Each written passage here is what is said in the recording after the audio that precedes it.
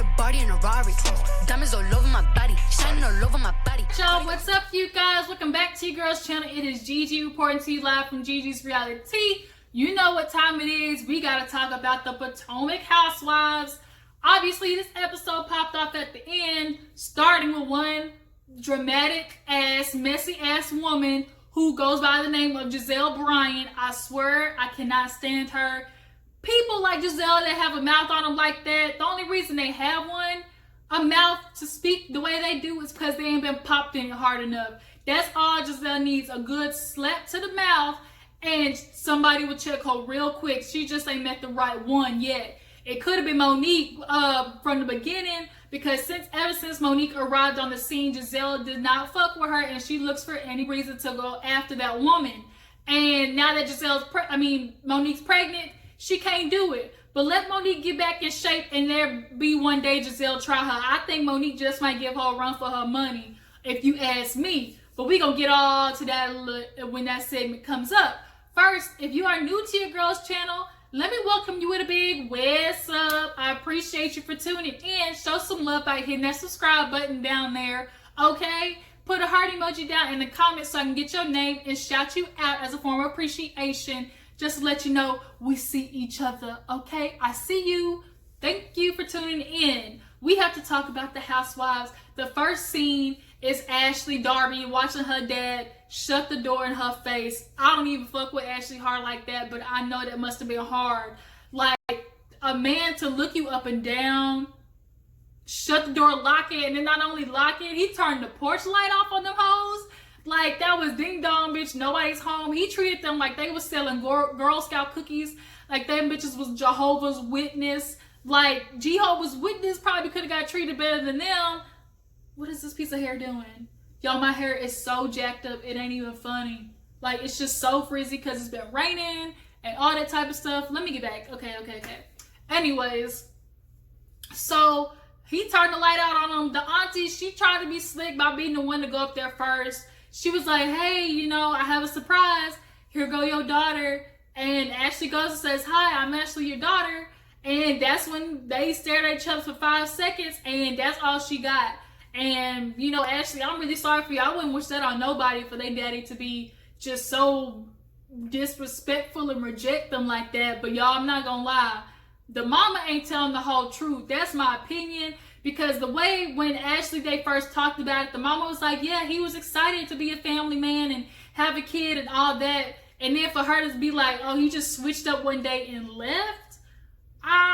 That don't make no sense. I'm sorry. 2 + 2 is not equaling 4 here. And the way the uncle was like, he was battling demons too, all that type of stuff. I mean, obviously, the mother had previous problems with extracurricular activities. So I would assume the same for him. But there's just something not adding up right. And Ashley, I feel like the more digging you do, your mama gonna come out with the true tea, about what really went on. Because it just ain't making sense for me. Maybe you can make sense of it more if you want to. But let's move on to Robyn. She tried to get into the trucking business. Oh, I swear, Robyn. Can we stick with one hustle first? You barely got this house finished. But now she's talking about, I want to do trucking because I realized, when people are coming, to get all their garbage thrown around from flipping homes, why pay somebody else when I could put that money in my pocket? It's a great thought until she realized, and that man told her, one truck costs $200,000. Now, I'd be remiss to say, obviously, you and Juan ain't got $200,000 just sitting around somewhere. Otherwise, you wouldn't be flipping houses, okay? So Gizelle shows up as friend support or whatever. And she's sitting there confused as hell too. Like, Robyn, what are we doing here? Like, what is this? And Robyn's like, girl, we just in the discovery phase. And then here goes Miss Gizelle with her shady part. Talking about, you in discovery. And her confessional being like, I can't have my friend be in the discovery phase all the time like somebody else. And then they flash back to Karen talking about her fragrance being a discovery. Like, y'all so messy, Gizelle. Like, plus Bravo. Like, I swear the way y'all be editing stuff. But nonetheless, Gizelle, you shady as hell. And the way you do that, why do you think Karen would want to be your friend if you are continuously doing shit like this? You continuously make digs at this woman. If she told you anything about her business now, so far, the only thing you would do is go run around and tell the other ladies and dog it for dear life. Like, that's just what you do, and you are such a hypocrite. Like, I swear, Gizelle, if it had been me and I was a friend, like, in that Potomac Housewives with y'all, you would have been and got, you would have met the right one day one when you tried to haze me like you did Monique, and when she put your ass in check over her 4 houses, okay? But speaking of Monique, Robyn, after they got to do their joyride with the truck, was talking about the open house and asking Gizelle, please leave the pregnant woman alone. That is all I ask. Let me sell this home so I can get my money right to my husband. And can you just not, cause any beef with her? Gizelle was like, I can't, I'm not mad at her. I don't even know why she got a problem with me in the first place. But 2 episodes ago, you was sitting there talking about you don't give a F about her. You don't know what's going on in her life, and you don't care to know. Like, Gizelle, you are so ass backwards. I swear you talk so much shit about people, you forget the shit you talk about them. Especially Monique. You just don't like her. And honestly, I don't know why, because she hadn't specifically done anything to you for you not to like her. But let me move on before I get heated, because I would dog Gizelle all day for dear life. So we got to talk about Miss Karen. She had an emotional moment. She did like a little private balloon release with her sister, who they are very much alike. Their personalities are so similar in the car. Like, they definitely are one and the same. But it was a sweet little moment how they did the balloon release for their parents. And then Karen, she plugged in her daughter with that damn song. Boy, I tell you, the producers did what they did. Made that whole work, like Tim Gunn say, make it work. The song just did what it was supposed to do. Put a little ambiance to the moment, okay? But we gotta move on to Miss Candice, because Candice and her mama Dorothy go out and get buzzed with their sister with matching fur coats looking like possums, skunks, chipmunks, all wrapped up in that damn jacket. Why? One of them barely was cute. Now all 3 of them looking like Siamese triplets. Like, no, woman. I get you trying to be close with your mama, but this is not the way to do it. First of all, fix your mama hair. You have a wig or hair or line business or whatever it is. Your mama should not be looking that bad with this weave that she clearly is using gel to slick down in the middle where the part is. Am I the only one seeing that? Because Dorothy, your shit is not laid right. And Candice, you be going out with that woman. I think you do it on purpose. If I think about it, you probably letting your mama go out that on purpose so you can get your little hee in silently in your head for payback, obviously. Because there ain't no way you would let, like, I couldn't imagine letting my mama go out looking like that. No ma'am, no ham, no turkey. But ultimately, they go out and get buzzed for a little wine tasting and sit down with the sister after they eat their little charcuterie board, real fancy based. And the little sister, Crystal, she asked about therapy, and here we go with the mama. She just is who she is. Candice like, yeah, therapy is good. And the mama's like, yeah, I just go for Candice. She the one who need it. I don't need to learn nothing. I'm just there for support. And Crystal straight up checked the mama real quick, talking about, you ain't never too old to learn, mama. Ain't that right? And she was like, I've lived my life. I'm grown. You the ones who need to learn, how to respect your parents too. And she's like, no, parents need to also learn how to respect the kids. Anything the mama was saying, Crystal was on that ass, checking her real quick, fast, in a hurry. And I'm starting to see how the dynamic is between them. Candice, was talking about how she admires her sister for being able to, kind of click on and off with her emotions when it comes to the mom. She ain't figured that out yet. Anytime the mama says something to Candice, her anger gets the best of her and she's popping off. They are one and the same, which is why they butt heads so much. But Crystal, and it's real interesting to see how when Crystal was saying something to the mama didn't clap back to Crystal. She'll do it all day to Candice, but when Crystal says something, I don't think the mama want none when it comes to her. The daughter, Crystal, is actually from the stepdad, which I do think has a lot to do with it. Candice, you from the man that she hates so much, the main man who cheated on her, whatever, had the side baby with, and she subconsciously takes that out on you. That's my opinion. That's very obvious. She takes whatever out her pain is on you, and you allow her to do it, but you sit there and all that damn crying you do. I ain't even gonna agree with your mama and dad. You just gotta stop crying because that's how she knows she controls you. Your sister got it right. She knows how to be like, here, shut it down, and the mama don't play. Like, the mama don't get a chance to go after Crystal like that because she shut it down real quick and don't give her no time to sit there and talk about her or getting her feelings like that. Noticing that dynamic was very, cool to see. The younger sister, the mama Dorothy, she don't play it with her. You might want to take some lessons from Crystal, Candice. But nonetheless, they move on to talk about, Gizelle and how she got the information, the text message situation about Monique and stuff. And Candice is hurt because her and Monique are friends. But Miss Dorothy, she pulls a therapy moment talking about, well, you and Monique have a good friendship. If it's worth saving, you can do it. All that type of shit. I wouldn't get no help from Dorothy, no advice from her. She can't even take her own advice. And she's the one who definitely needs it the most. But I just laughed thinking about how, like, Crystal was really checking Miss Dorothy, and I was here for it. I would never stop Crystal from doing that. Candice, stick with your sister, then Miss Dorothy will be off your ass cakes real fast. So we gotta move on. There was a little cute scene where Monique did CPR class with her kids and all that type of stuff. Obviously, they were very uninterested, as usual. The son, badass. Chris had to look at him, talking about, look, quit. But nonetheless, that was a cute little scene of her, in preparation of the baby. Now, Miss Karen, talking about preparation, she has her girlfriend come over, and they talk about La Dame by Miss Karen Hugo, her fragrance, and how they're finally, bottling up the scent and all that type of stuff. So she has the glass bottles and, showing her friend, as she says, I only want to share this experience with people who I know genuinely care. AKA, who else she talking about? So only one person she talking about, Gizelle. I get it, Karen.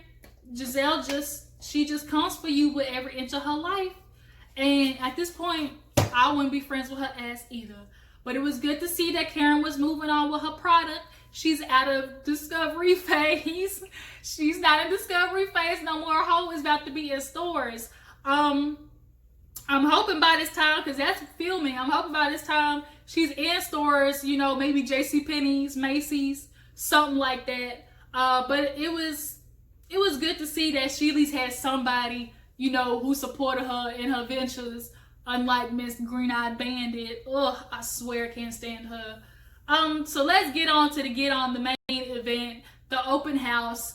Everybody shows up. We see the home, and surprisingly, the house looked good, y'all. I ain't gonna lie. Robyn did her thing. The paint looked nice and crisp. The backsplash, everything was good. So all the girls were showing up. They was impressed, y'all. Karen was talking about, oh yeah, Robyn did good on the home. I would buy it if I needed a home, but I don't, luckily. I said, Karen, I swear, Karen, she's shady as hell. She know how to throw a good shade just wrapped in a compliment, but she don't need a home. That's what she said. Ashley comes, they all talking. She's, obviously happy, and she feels Robyn in on the ATL trip, what happened with her dad. She just, told her how it was closure and everything. Her and Michael, she told Michael too what happened on the trip. They both have tumultuous relationships with their dad, so they just bond on that stuff. But she told Robyn, and Robyn was there for her, consulting her, after Ashley did her all dirty, being in her business with her husband, Juan, who also showed up for support. Juan's doing his real husbandly duties by showing up and being there for his woman, okay? But Robyn's like, yeah, you have support with this girl. It is what it is. You can move on, finally have closure. So the rest of the women show up. Speaking of women, Monique and stuff like that. And then dun dun dun, Gizelle ass show up. Soon as she sees Monique, it is, oh, you want to hug me after 3 years and still having a problem with me? And then Monique is like, you can tell Monique's face, she's like, this bitch wants to start today. And Robyn's standing there like, really, Gizelle? Gizelle, your friend asked you one thing. Don't fuck with her money. You see, she got to pay back the church after homie done put his hand in the collection plate that she messed up with Juan. She got some money to make up with, Gizelle, and you fucking up all of that, okay?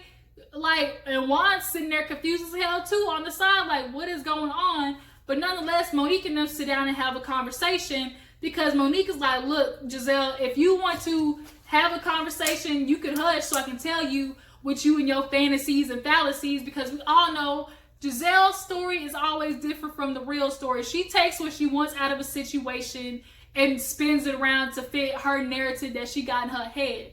So for her, it's, oh, you talking shit about me. But Monique was like, no, I was talking to Ashley and explaining my observation. It seems like you and Robyn don't care about what goes on in my life, or you don't express that much concern.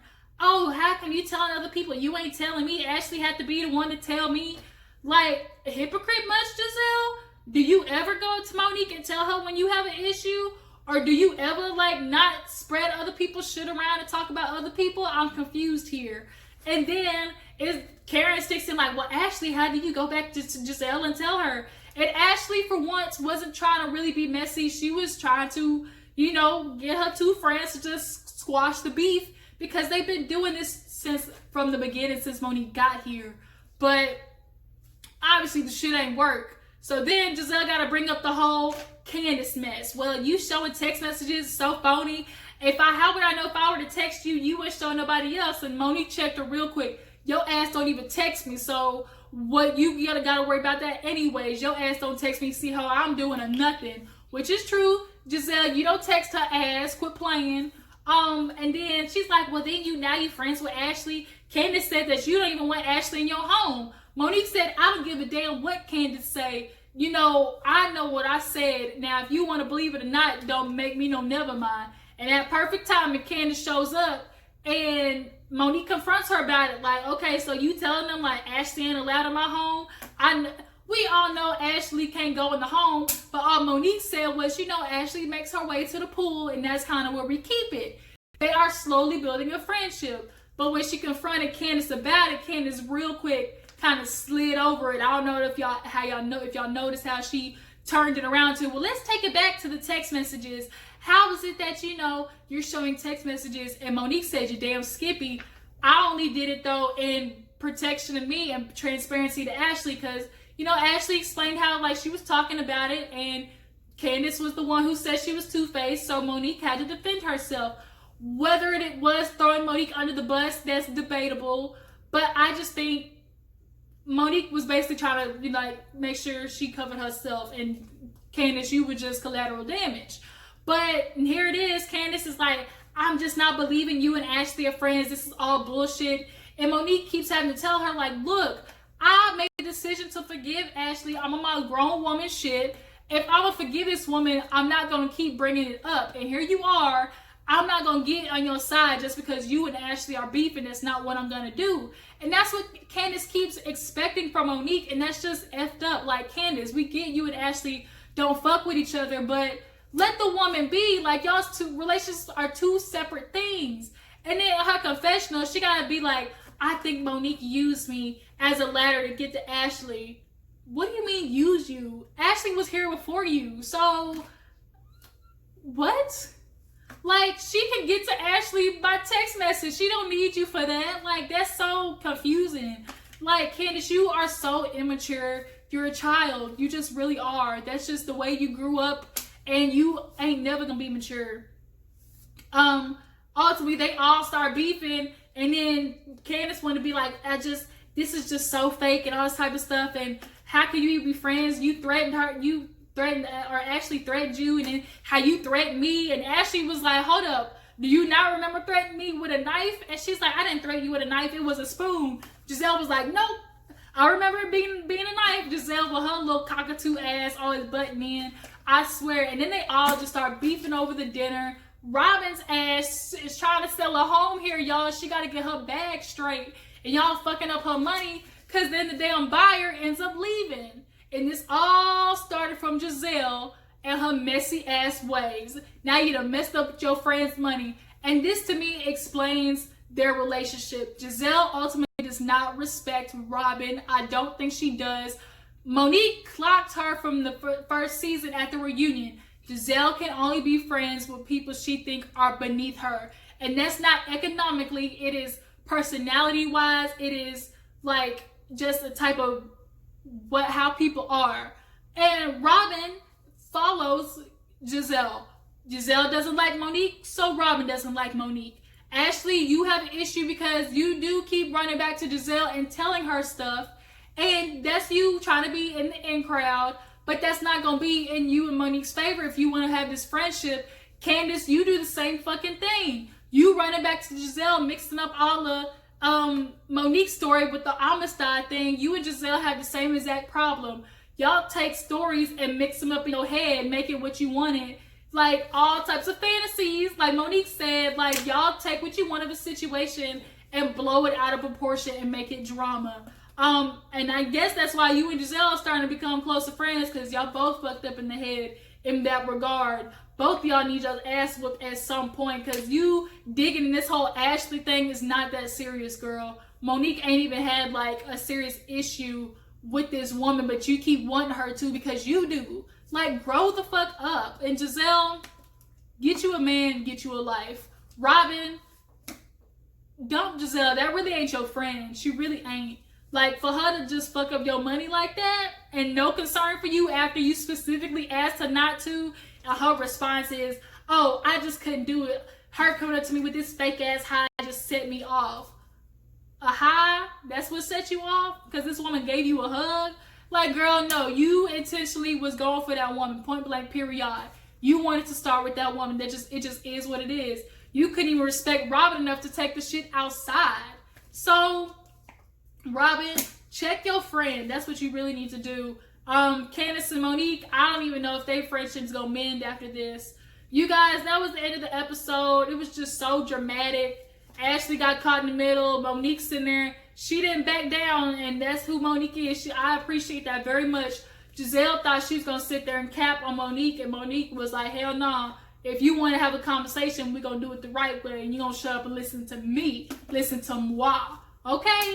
Thank you guys for tuning in. That was the episode. Actually, drop down in the comments and let me know. Gizelle and Robyn's friendship. Does Robyn need to check Gizelle in regards to their fights?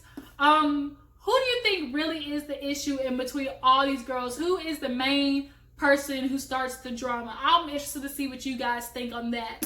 And I think that's it, you guys. I will see you guys next time, next week, when these hoes start fighting again. And we will talk about it then. Thank you guys for tuning in. Please like this video, subscribe to your girl's channel, and I will see you guys next time. Catch you on the flip side. Deuces.